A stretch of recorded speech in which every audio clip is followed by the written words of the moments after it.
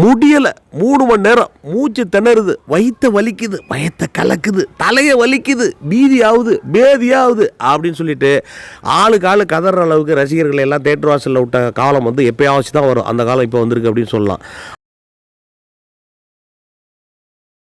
அதாவது ப்ளூ சட்டை மாறலேருந்து புல்ஷிட்டு யூடியூபர்ஸ் வரையும் புல்லாங்குழல் எடுத்துக்கிட்டு புட்டம்புதுங்கிற அளவுக்கு புல்புல் தாரா வாசிக்கிற காலம் இது அப்படின்னு சொல்லலாம். அதாவது என்னன்னு கேட்டால் இந்தியன் 2 மாதிரி படங்கள், ஓகேவா, இந்த மாதிரி காலகட்டத்தில் இதெல்லாம் நடக்கும்.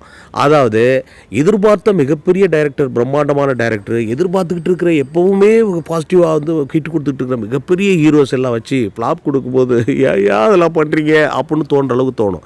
அதாவது சின்ன படங்கள் எல்லாம் அந்த ரசிகர்கள் என்கரேஜ் பண்ண மாட்டேங்கிறாங்க, பெரிய ரசிகர்களையும் கைத்தட்டி ஆரவாரம் பண்ணி ரசிக்கிறாங்க அப்படின்னு சொல்லிட்டு நம்ம பார்த்திபன் சார் எல்லாம் பயங்கரமாக ஃபீல் பண்ணுவார்.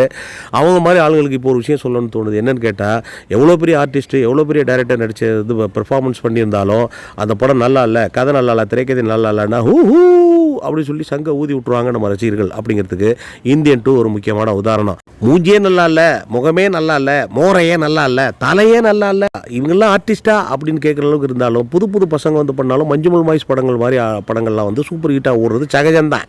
இதுலேருந்து நம்ம ரசிகர்களுடைய தராதரம் எந்த அளவுக்கு உயர்ந்திருக்கு அப்படிங்கிறத நாம் கண்டிப்பாக புரிஞ்சுக்கிற காலகட்டம் இது அப்படின்னு சொல்லலாம். இந்தியன் 2 அப்பப்போ அங்கங்கே கவுளி கத்துச்சு, நாம் தான் கண்டுக்காமல் விட்டோம்.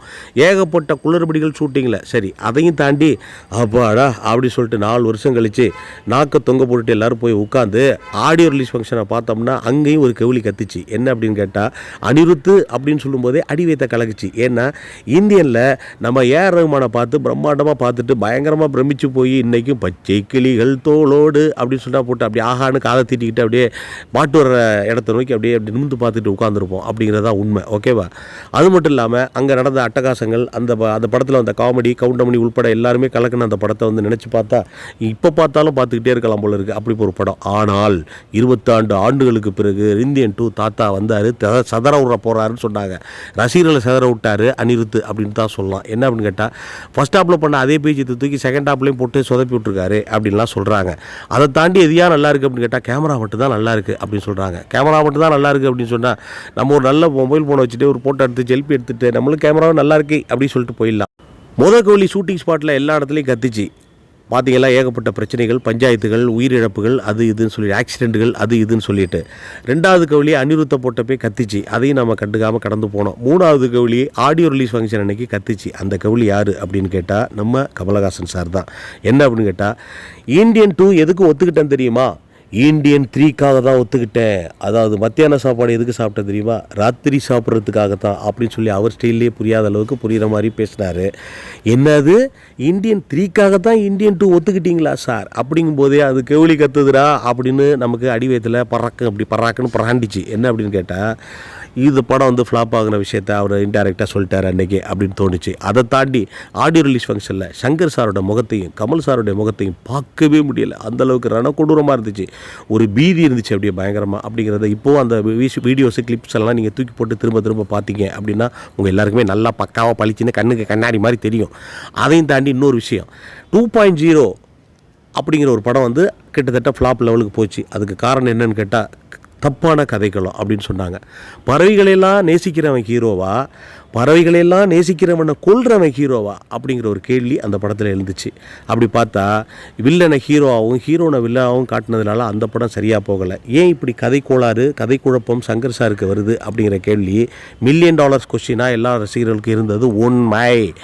அதுக்கு காரணமும் இந்தியன் 2 ஃப்ளாப் ஆனதுக்கு காரணமும் என்ன அப்படின்னு கேட்டால், இன்னொரு கவுளி கத்துது. என்ன அப்படின்னு கேட்டால், சுஜாதாவும் பாலகுமாரனும் செத்து போயிட்டாங்க, அதனால தான் அவருக்கு வழி நடத்துறதுக்கு ஆள் இல்லை அப்படின்னு சொல்லிட்டு ஒரு விஷயம் போய்கிட்டு இருக்கு. ஆமாம், அவர் தப்பான கதையை பண்ணாலோ தப்பான சீன்ஸை வந்து கன்சியூம் பண்ணாலோ இது நல்லா இல்லை அப்படின்னு சொல்லிட்டு சுஜாதா ஏகப்பட்ட இடங்களில் டைரக்டர் சங்கரை வந்து கரெக்ட் பண்ணியிருக்காரு அப்படிங்கிறது தான் உண்மை, ஓகேவா. அதே மாதிரி பாலகுமாரனை டைலாக் எழுதுறதுக்காக படங்களில் போடும்போது பாலகுமாரனும் அவருக்கு வந்து கதை இலாக்காவில் தலையிட்டு இதில் இந்த விஷயங்கள் நல்லா இருக்குது, இந்த விஷயங்கள் நல்லா இல்லை, இது சுமாராக இருக்குது, இது சூப்பராக இருக்குதுன்னு சொல்லி கரெக்ட் பண்ணுவார். இயக்குனர்களை கரெக்ட் பண்ணுறதுன்னு ஒரு விஷயம் இருக்குது. எப்போவுமே அன்பே சிவம் படம் பார்த்தோம்னா இது சுந்தரிசியாக பண்ணது அப்படிங்கிற மாதிரி ஒரு விஷயம் வரும். இயக்குனர் இயக்குனராக வந்து கமலஹாசனை தனியாக விட்டாலோ இயக்குனராக சங்கரை தனியாக விட்டாலோ அது இந்த மாதிரி தான் ஆகிடும். அவங்களுக்கு பின்னாடி இன்னொரு ஆள் வந்து இயக்குனா தான் அந்த விஷயங்கள் வந்து பயங்கரமாக போகும் அப்படிங்கிறதுக்கு எத்தனையோ உதாரணங்கள். ஹேராம் படம் அப்படி ஒரு உதாரணமாச்சு. அதே மாதிரி ஏகப்பட்ட விஷயங்கள் சொல்லிகிட்டே போகலாம். இப்போ சங்கரை அடுத்தடுத்து ப்ரூவ் பண்ணிகிட்டு இருக்காரு. ஸோ அதனால் எப்படி வந்து சங்கருடைய 2.0க்கு அப்புறம் வர படங்கள்லாம் வந்து இந்த மாதிரி போயிட்டுருக்கிறதுக்கு காரணம் வந்து சுஜாதா போன்ற பாலகுமாரன் போன்ற எழுத்தாளர்கள் அவர் கூட இல்லை, மிகப்பெரிய லெஜெண்ட்ஸ் அவங்க கூட இல்லாது தான் அவர் வந்து தடுமாறுறதுக்கு காரணம். இந்த நிலைமையில் போய் அவர் இன்னொரு ஆள்கிட்ட போய் ஐடியா கேட்குறது நல்லதில்லை அப்படிங்கிற மாதிரி ஒரு விஷயம் இன்டைரக்டாக எல்லாருக்கும் தெரிய வருது. எது எப்படியோ வாழ்ந்தவன் கிட்ட வரையோட்டுக்கு கூட காண மாட்டான் அப்படின்னு சொல்லி ஒரு காமத்தில் ஒரு பழமொழி சொல்கிற மாதிரி பெரிய டைரக்டர்கள் வந்து பயங்கரமாக ஜெயிச்சுக்கிட்டே போகிறது தான் நல்லது இண்டஸ்ட்ரிக்கு. இப்போ வந்து மணிரத்னம் தான் இந்தியாவிலேயே நம்பர் 1 அப்படின்னு சொன்ன காலம் போய், சங்கர் தான் இந்தியாவிலேயே நம்பர் 1 அப்படின்னு சொன்ன காலம் போய், இப்போ ராஜமௌழி தான் இந்தியாவிலே நம்பர் 1 அப்படிங்கிற மாதிரி ப்ரூவ் பண்ணிட்டாரு. பாகுபலி 1 பாகுபலி 2 அதை விட பெரிய ஹிட்டு அப்படிங்கிற மாதிரி இப்போ அடுத்தடுத்த ஹிட்டுக்கு பயங்கரமாக பாகுபலி அனௌன்ஸ்மெண்ட் வந்தாலே பயங்கரமாக தெறிக்க விட்றாங்க இந்தியன் சினிமாவில் அப்படிங்கிற லெவலுக்கு வரும்போது இதை பார்த்தும் கண் கலங்கி இதை பார்த்தும் பீதி ஆகியிருக்காரு நம்ம சங்கர் சார்.